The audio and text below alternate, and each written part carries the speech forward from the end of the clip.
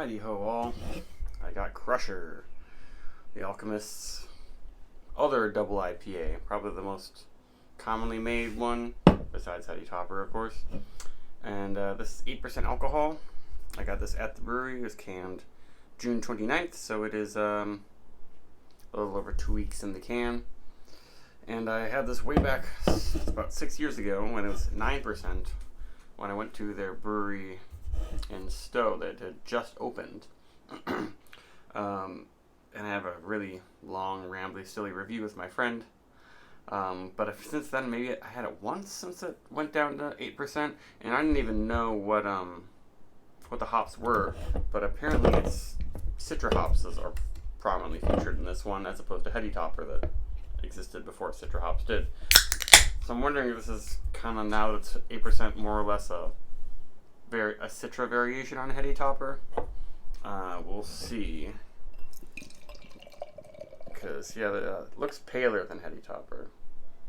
And maybe it's hazier, too. Oh, I don't know. Maybe not that much paler. But definitely hazier, I think. Some batches of Heady Topper might be like this hazy, depending on their age. So that's the beer. It's definitely a different look than Focal Banger. You can see my finger through there a little bit. Maybe there's some sediment on the bottom. But I find that, at least for Heady Topper and some other Alchemist beers, like they get kind of like chunks, or it's like what they call it is hop oils falling out of suspension. It's less sediment and more like hop oils falling out of suspension, which is a little different from your normal like chunky canned poop that you get from a lot of hazy IPAs, New England style IPAs, which this isn't necessarily even that what that's become. But let's do it. Oh yeah. It does have that classic Alchemist yeast that's like roasted peaches or something. Almost berry-like. It really makes more and more sense to me how these hazy beers use English yeast. Like it has that fruit cakey sort of thing. Almost buttery type thing that you get from English yeasts, but people rarely have English pale ales and English IPAs in America. But the Citra cuts through with its own special, super candy-like fruity quality. I used to describe it as juicy fruit or cotton candy bubblegum.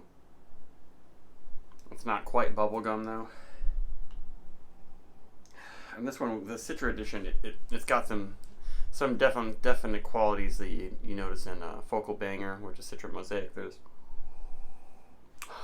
like pineapples, like in syrup, and peaches in syrup quality to it. And that is 100% not in Heady Topper. This is just tropical. Heady Topper is not really tropical. It smells pretty good. And there's really not many other beers that smell like this. It's also got green notes too, like not hop bag, but not onion. Maybe a slight hint of scallion or chive.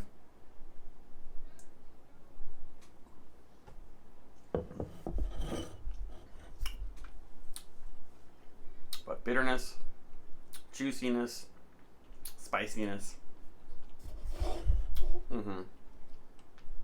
Packs a lot of stuff in there. Actually, I was just at this tiny, mostly Saison-focused brewer called Amory's Tomb, and I had an IPA there that was just almost reminded me of this. It just packs in bitterness and all these kind of qualities from the hops. Spiciness, it's really complex, and that's what this is, and a lot of Alchemist beers are. They're complex. It's not just the tropical sweet fruit quality from the hops. There's so many different things happening. And hops are really complex. They have the most complex essential oils of any plant that we know. And they know how to capture that at the Alchemist. And there aren't really even any tasting notes on here. It's just this beer is oozing with hop flavor and aroma and a very dry finish. Enjoy responsibly. This one can sneak up on you. guess it has enough bitterness to dry it out, but very sweet flavors. And really interesting, dank, almost onion. Yeah. I don't know. They just know how to squeeze out all the flavors from their hops.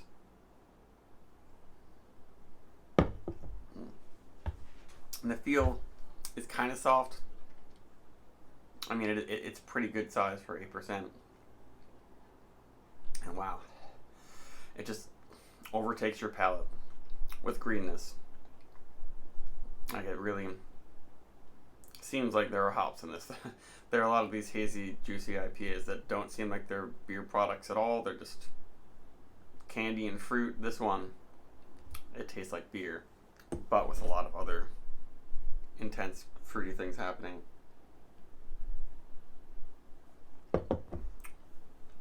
Yeah, that's really good, but you could, I might like this more in a month. That's how it is with like Heady Topper. Heady Topper is just a little too bitter and in your face. And I'm usually not the one to say that you have to sit on a beer, but it just becomes a little bit more palatable, and there's no hop chalkiness, throat burn. That's not happening with this one either. It's just an onslaught of an experience that maybe is a bit much for me. But I guess that's it. And this is great beer, 4.5 plus. Maybe give even higher rating. The feel isn't perfectly silky like I've experienced with Heady Topper sometimes, but it's a really nice feel, and I might like this more than Heady Topper, at least right now.